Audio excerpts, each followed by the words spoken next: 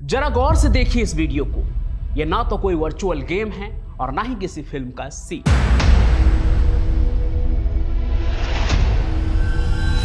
यह सीधे सीधे एक देश कनाडा को चुनौती है, लॉरेंस बिश्नोई की।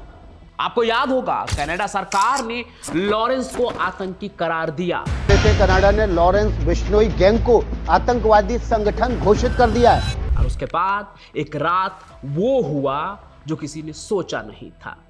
एक साथ 3 जगह कनाडा में गोलियों की बरसात हो गई लॉरेंस बिश्नोई गैंग की तरफ से। फायरिंग की घटना की खबर सामने आई है और फायरिंग में लॉरेंस बिश्नोई गैंग का नाम भी जुड़ रहा है। गोल्डी ढिल्लों के नाम से सोशल मीडिया पर एक पोस्ट कर इसकी जिम्मेदारी ली गई। लॉरेंस बिश्नोई गैंग का दावा, पुर्तगाल में फिर कार्रवाई, फायरिंग, रोमी और प्रिंस के ठिकाने पर फायरिंग। क्या कोई गैंग सच में किसी देश से भिड़ सकता है? आज की कहानी में आपको जवाब मिल जाएगा, लेकिन पहले देखिए कि कनाडा सरकार कैसी मुसीबत में फंस गई है लॉरेंस बिश्नोई को आतंकी बताकर। जब कनाडा सरकार ने लॉरेंस को आतंकी करार दिया था, उसी के बाद मैंने कहा था आगे अभी बहुत कुछ होना बाकी है, और देखिए वही हो रहा है। एक तरफ कनाडा की सरकार लॉरेंस बिश्नोई गैंग को रोकने की कोशिश में लगी हुई है, दूसरी तरफ लॉरेंस एक ही रात में 3 जगहों पर फायरिंग करके पूरे कनाडा को हिला चुका है। असली खेल अब शुरू हुआ है। लॉरेंस गैंग की तरफ से एक पोस्ट जारी हुई जिसमें बहुत सी बातें शामिल है, लेकिन जो सबसे खतरनाक बात है वो ये कि लॉरेंस बिश्नोई गैंग की तरफ से कहा गया है कि हम मेहनत करने वाले को परेशान नहीं करते हैं, लेकिन जो 2 नंबर की कमाई करते हैं उसे टारगेट पर ले लेते हैं। सुनने में लग रहा होगा कि कोई रॉबिन हुड है जो मजलूमों की मदद करने आया है, लेकिन सच्चाई बहुत अलग है। लेकिन अब सवाल यह है कि क्या लॉरेंस बिश्नोई गैंग सच में कनाडा यानी एक देश से भिड़ने के लिए तैयार है? तो कनाडा में लॉरेंस के भौकाल वाले इस कहानी में आज आपको पता चलेगा आखिर लॉरेंस ने कनाडा में ऐसे कौन कौन से कांड किए हैं, हिमांशु भाव वाले पुर्तगाल का इस कहानी से क्या कनेक्शन है, और सबसे बड़ा सवाल ये कि अब क्या होगा गैंग का और लॉरेंस बिश्नोई का। क्या कनाडा अब और बड़ा कुछ करेगी या फिर लॉरेंस बिश्नोई यूं ही कनाडा को अपनी धमकियों से झकझोरता रहेगा? सब कुछ बताएंगे, बस आप अंत तक बने रहिए इस सफर में हमारे साथ।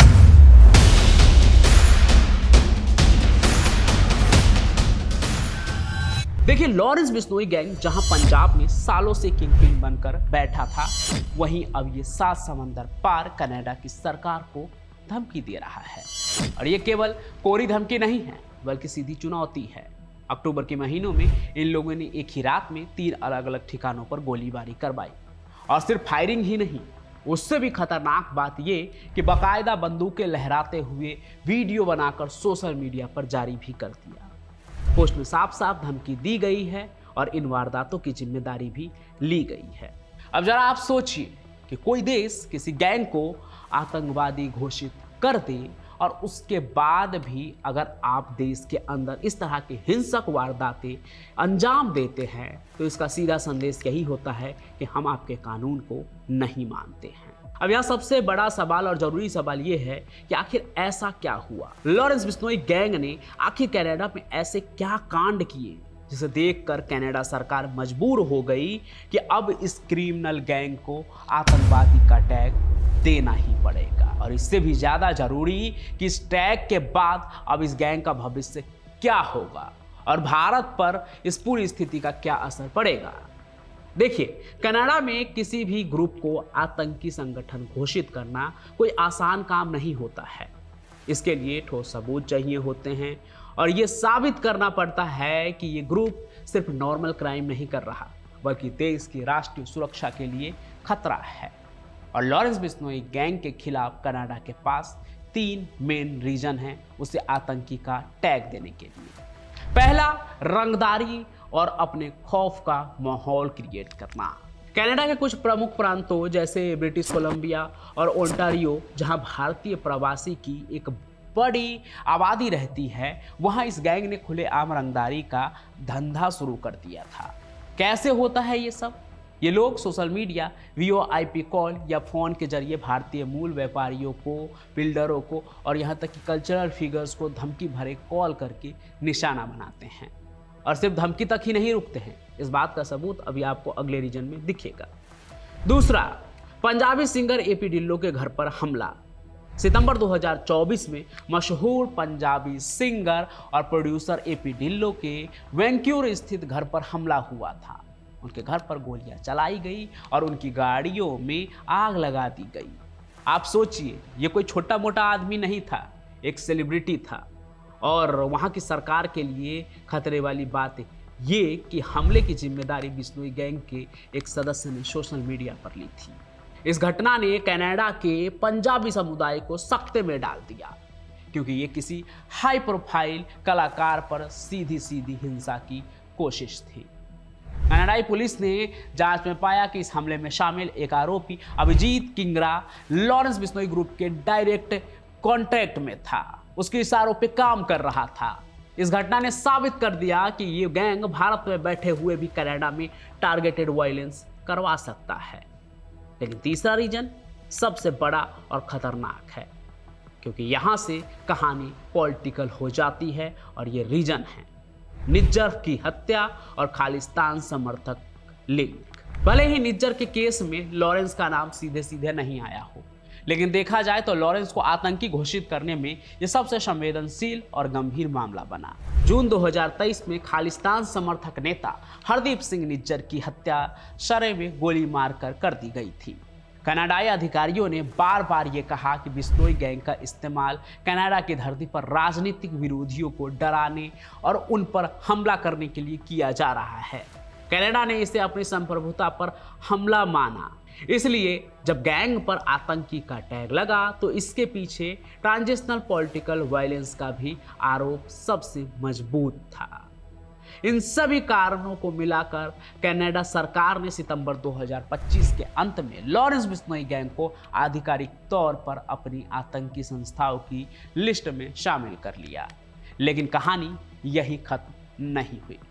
लॉरेंस और उनके सहयोगियों ने कनाडा के इस फैसले को अपनी हार नहीं बल्कि अपनी ताकत का सबूत बताने की कोशिश की।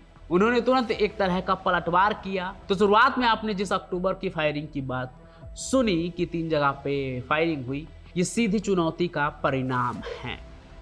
टेरर टैग लगने के तुरंत बाद गैंग से जुड़े फतेह पुर्तगाल, जो कि पुर्तगाल में ही रहता है, उस जगह पे जहाँ पे हिमांशु भाऊ रहता है और वहाँ से अपना गैंग चलाता है, लॉरेंस का दुश्मन है। वही लॉरेंस का भी एक आदमी जिसका नाम फतेह पुर्तगाल बताया जाता है, ये एक तरह से लॉरेंस बिश्नोई का एसोसिएट है, जिसने सोशल मीडिया पर वीडियो और पोस्ट जारी किए। उसने साफ तौर पर सरे में 3 जगहों पर गोलीबारी की जिम्मेदारी ली, जिसमें एक बिजनेसमैन नवी तेसी या धीसी की संपत्तियां शामिल थी और यहां तक कि एक Punjabi radio station shift 1200 AM पर भी हमला हुआ। गैंग ने दावा किया कि नवी तेसी ने लॉरेंस बिश्नोई के नाम पर लोगों से $5 मिलियन की जबरन वसूली कर रहा था और इसलिए उन्होंने उसे सबक सिखाने के लिए यह हमला किया।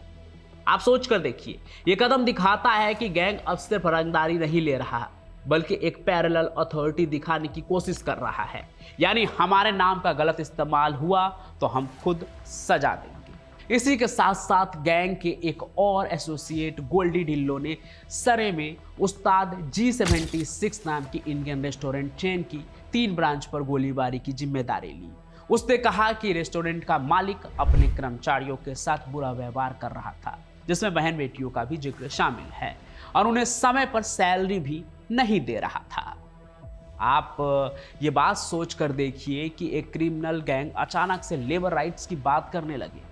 ये दिखाता है कि गैंग अब सिर्फ पैसा कमाने के लिए नहीं, बल्कि सामुदायिक मुद्दों में घुसकर अपनी पकड़ और एक मसीहा वाली छवि बनाने की कोशिश कर रहा है।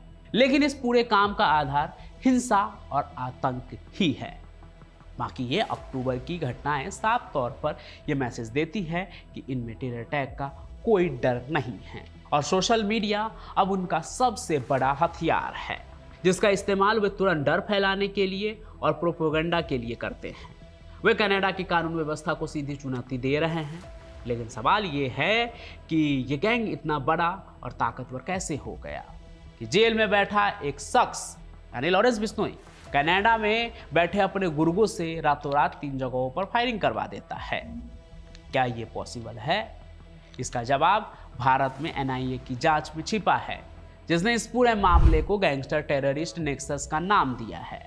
लॉरेंस बिश्नोई गैंग अब केवल ऑर्गेनाइज्ड क्राइम सिंडिकेट नहीं है, बल्कि एनआईए ने इसे प्रतिबंधित आतंकी संगठन बब्बर खालसा इंटरनेशनल के साथ जोड़कर देखा है। ये एक बहुत ही गंभीर मोड़ है। गैंग भारत में ड्रग्स की तस्करी, हथियारों की सप्लाई और जेल से ऑपरेट होने वाली हत्या, जबरन वसूली के मामलों में शामिल है। इनके कई मेन शार्प शूटर और हैंडलर कनाडा, अमेरिका और यूरोप में बैठकर ऑपरेट करते हैं। वे VoIP और इंटरनेट का इस्तेमाल कर जेल में बंद लॉरेंस से इंस्ट्रक्शंस लेते हैं और भारत में अपने लोकल गुर्गों को काम सौंपते हैं। बिश्नोई के खिलाफ कई राज्यों में, जिसमें पंजाब, हरियाणा, राजस्थान, दिल्ली, महाराष्ट्र शामिल है, वहां हत्या का प्रयास, जबरन वसूली, आर्म्स एक्ट जैसे दर्जनों मामले दर्ज है। एनआईए ने अकेले इस टेरर गैंगस्टर गठजोड़ के मामले में अब तक 22 आरोपियों के खिलाफ चार्जशीट पेश किया है, जिनमें से कई पर फर्जी पासपोर्ट बनवाकर देश से भागने में मदद करने का आरोप है। इससे यह पता चलता है कि यह नेटवर्क कितना बड़ा और ऑर्गेनाइज्ड है।